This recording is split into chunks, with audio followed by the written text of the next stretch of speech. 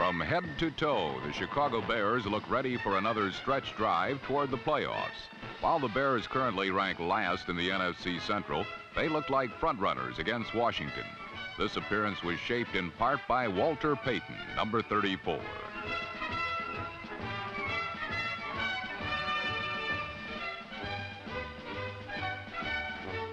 Another look at Payton's 50-yard run reveals the subtleties of interior line play.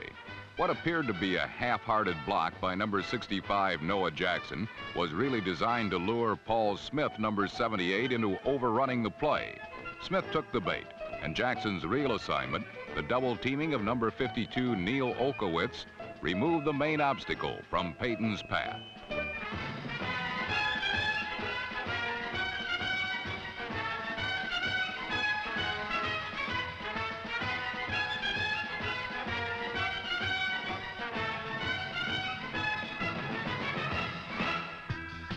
Payton was only one Bear on a tear. Vince Evans was another.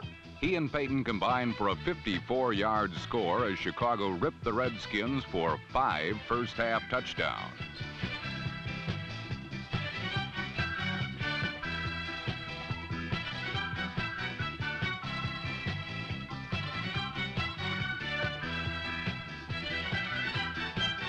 Washington boasted the NFL's #1 ranked pass defense going into the game. But they had little to brag about after Evans had struck for 3 scoring passes, including 2 to James Scott, number 89.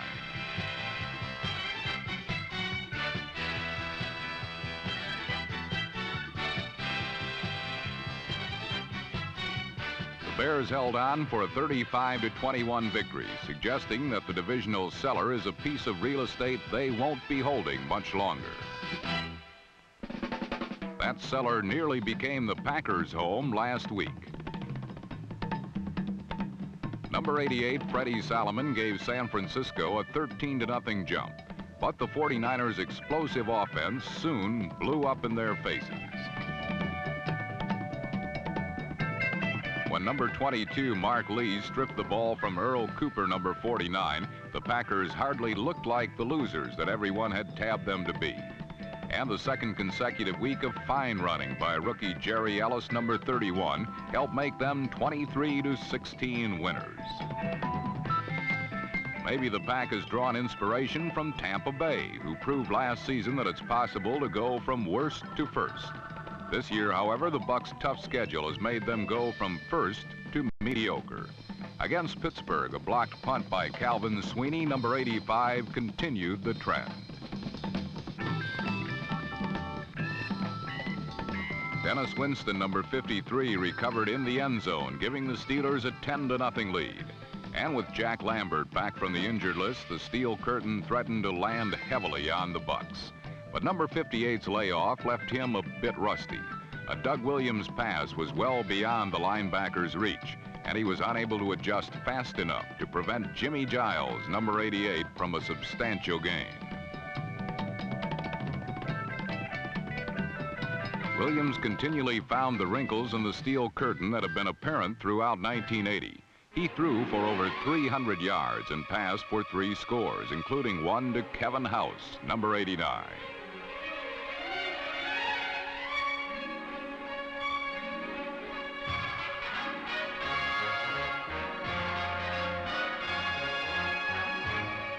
Williams' opposite number, Terry Bradshaw, stumbled through one of his more lackluster performances in recent memory.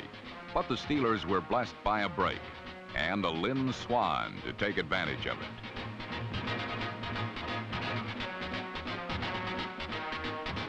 Pittsburgh's 24-21 win was their second straight cliffhanger against an NFC Central opponent. The defending world champs were expected to feast on the supposed weak sisters of the NFL, but it's been no picnic. Divisional infighting is no picnic either, as Detroit saw its hold on first place grow even more tenuous.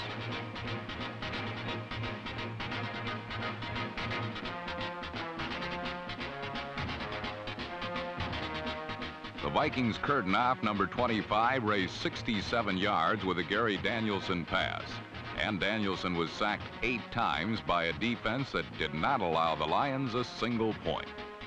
Tommy Kramer's 2 scoring passes and number 23 Ted Brown's nearly 200 yards of total offense paced the Vikings to a 34-0 victory. Minnesota is now off and running toward the playoffs, but then so are the other 4 members of a division in which you've got to be on your toes to stay heads above the competition.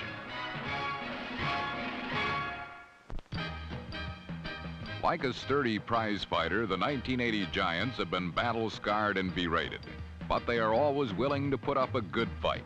Facing the heavyweight Dallas Cowboys, they seem to be caught up against the ropes.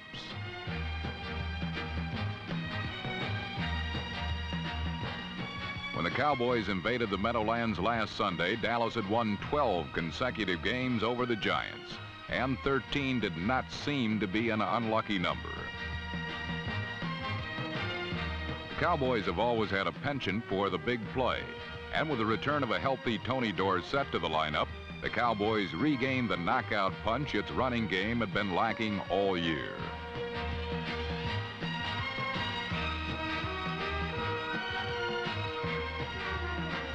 While Tony D's 183 yards were making the Giants' heads swim, Danny White attacked New York's flabby midsection with a 65-yard middle screen to Ron Springs, number 20. Although the Cowboys, the highest-scoring team in the NFC, scored 35 points, it was not enough to deny the Giants and quarterback Phil Simms. Simms navigated most of Giant Stadium on scrambles that bought valuable time and allowed him to pass for over 350 yards. The Giants desired lightning strikes in their effort to outpoint Dallas. A Simms to Ernest Gray touchdown marked the first time this 1-2 combination has clicked since their last victory 10 weeks ago on opening day. But the key to the Giants' victory lay in the flamboyance of their attack. They abandoned their conservative ways, opened up their playbook, and offered up a season's worth of excitement on a single Sunday afternoon.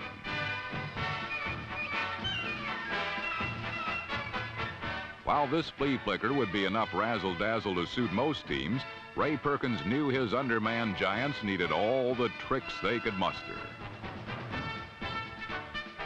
Playing as a third tight end, George Martin, number 75, was completely ignored by cornerback Aaron Mitchell, who blitzed into the Giant backfield. The result was an easy touchdown by Martin and a shocking 38-35 victory for the New York Giants.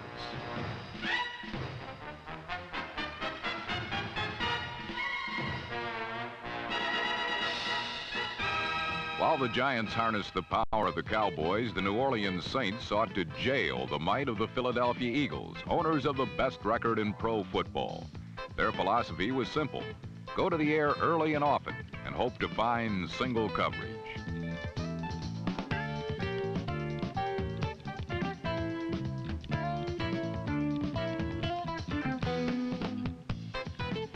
Archie Manning's 300-plus yard day and 3 touchdowns, including this 17-yard catch by Wes Chandler, was the best day any quarterback has enjoyed against the Eagles this year.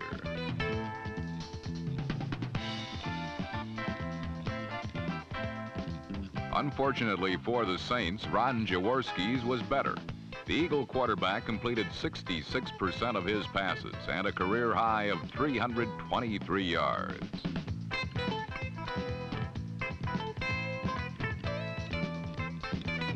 When he did look for the big play, he found it in Harold Carmichael, who also had a personal best with 3 touchdown receptions. The Eagles' sound 34-21 defeat of the Saints proved that they were not suffering from any mid-season slump and are just priming themselves for the big showdowns in December. Meanwhile, the Saints are still trying to punch their way out of a paper bag. In Oakland, the Raiders were facing a vastly improved Bengal team, a team which is showing a knack for coming up with big plays like this one by number 84, Don Bass.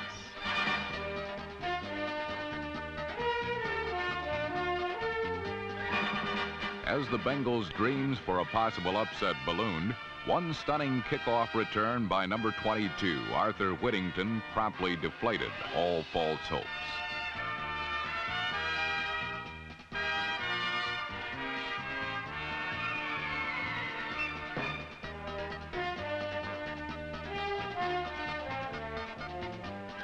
Whittington's 90-yard gallop was indicative of the wide-open football the Raiders have been playing of late.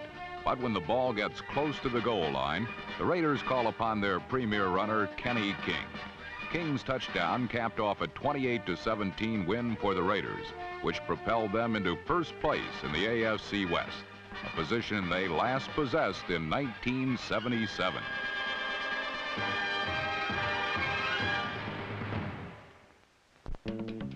Few will debate that the resurrection of the Atlanta Falcons is largely due to a defense that stops the run better than any team in the NFL.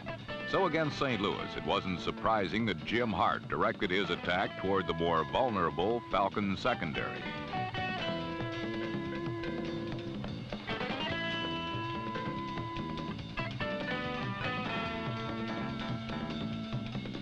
Hart's passing proficiency was nearly too much for the Falcons, as he rolled up 344 yards and 2 touchdown passes, his second to Pat Tilley, number 83. Tilley's 50-yard touchdown prompted Atlanta to utilize more aggressive tactics. However, blitzing defensive safety number 27, Tom Pridemore, ran right by the Cardinals' Otis Anderson, number 32.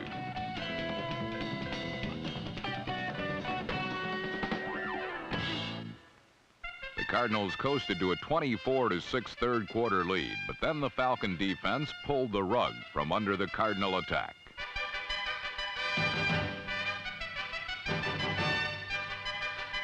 Pat Tilley and the Cardinal offense were never quite the same, as St. Louis could manage but a field goal in the second half.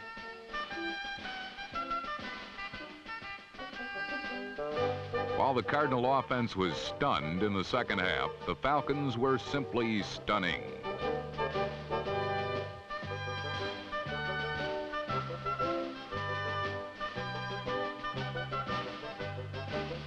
Lynn Cain's 5-yard jaunt and the Steve Bartkowski touchdown pass to Wallace Francis helped stage a 21-point second half that sent the game into overtime. Reminiscent of Atlanta's miracle season of 1978, the Falcons struck the deciding blow 4 minutes into the overtime period, as reserve back Ray Strong went 21 yards for the winning touchdown. The 33-27 win gave Atlanta their first victory over St. Louis in 14 years, and Ray Strong proved an unlikely hero, as the Falcons claimed sole possession of first place in the NFC West. Late-game comebacks seem to be the popular means of victory in Week 10.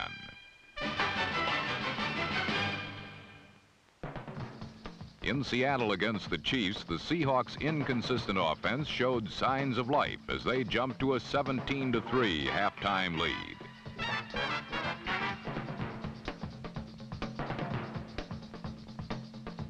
Everything came easy for Seattle in the first half. But in the final 30 minutes, heroic efforts by Chief quarterback Steve Fuller kept Kansas City in striking distance.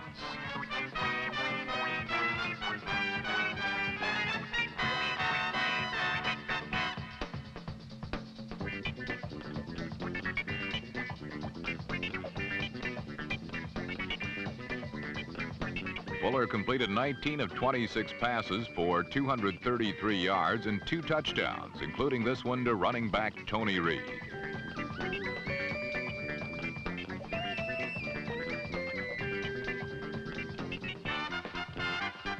Seahawk quarterback Jim Zorn also helped the Chiefs' cause, throwing 4 second-half interceptions.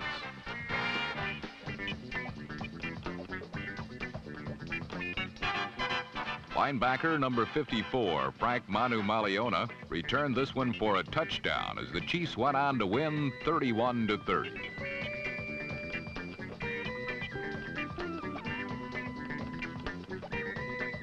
This victory gave Kansas City 5 wins in their last 6 games, while Seattle suffered their 4th consecutive loss at home and sank to the cellar of the AFC West.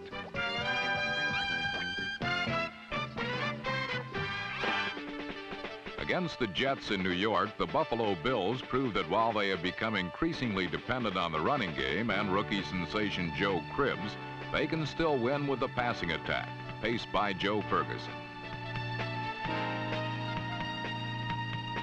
Ferguson, one of the AFC's top-rated passers last season, has slipped in the rankings in 1980. But against the Jets, twice number 12 fired touchdown passes to rookie tight end Mark Bramer.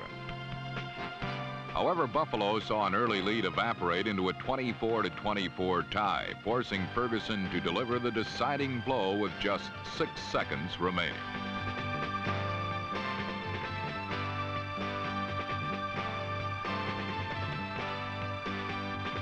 Frank Lewis's reception gave the Bills a 31-24 win over the Jets.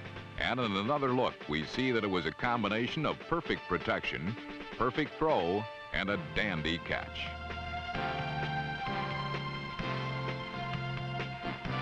This victory put the Bills in first place in the AFC East and seemed to indicate that this team has the thrust that could project them into the playoffs for the first time since 1974.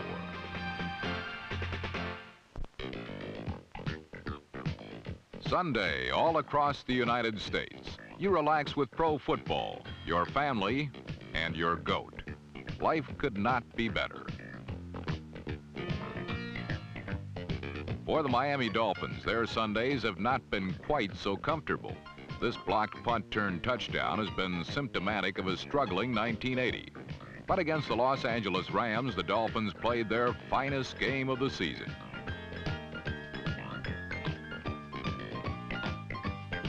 Miami's defense intercepted Vince Ferragamo, the league's top-rated passer, 4 times. But the cutting edge of the Dolphins' performance was a punishing offensive line, anchored by Bob Kuechenberg, number 67. Here, Kuechenberg's trap block against number 79, Mike Fanning, opened the middle for Tony Nathan. The Dolphins' ground game had ranked last in the AFC. Kuechenberg and his mates spearheaded a charge that produced 280 yards, including 151 by number 24, Delvin Williams.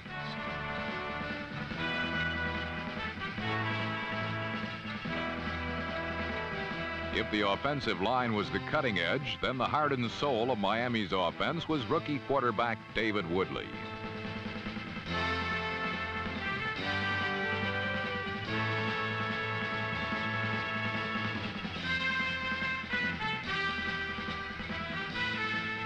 Woodley accounted for all 5 Miami touchdowns in a surprisingly easy 35-14 win over the Rams.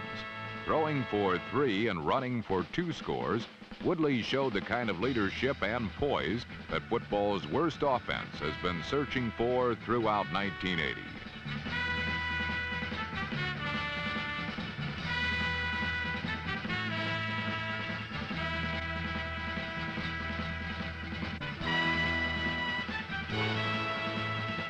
Leadership and poise are 2 qualities that separate Dan Fouts from many NFL quarterbacks. These and 300-yard games. Against Denver, Fouts threw for 363 yards, but a surging pass rush, led here by number 77, Greg Boyd, sacked him 6 times.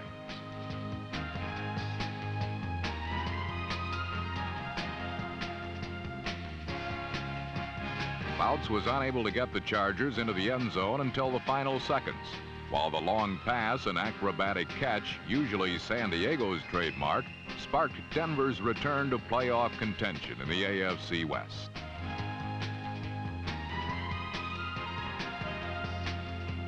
The Broncos' formula had not changed. Strong defense and just enough offense had produced a 20-13 victory in a game that Denver could not afford to lose.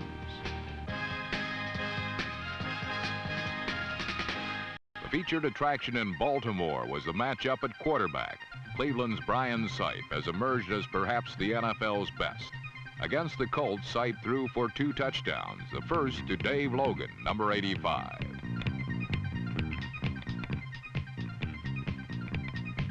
Sipes' second scoring pass illustrated his maturity and intelligence in reading and reacting to the defense.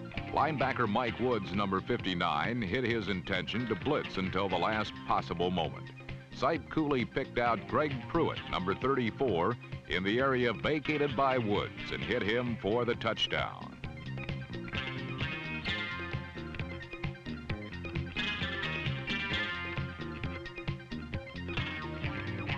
Bert Jones can stake his own claim to the number 1 spot at his position.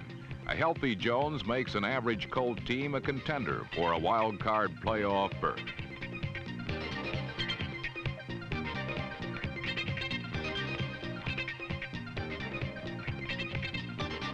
Jones' 289 yards and 3 touchdowns, including this strike to Reese McCall, number 86, were not enough to prevent a 28-27 defeat to the Browns, as Baltimore lost for the 4th time at home in 1980.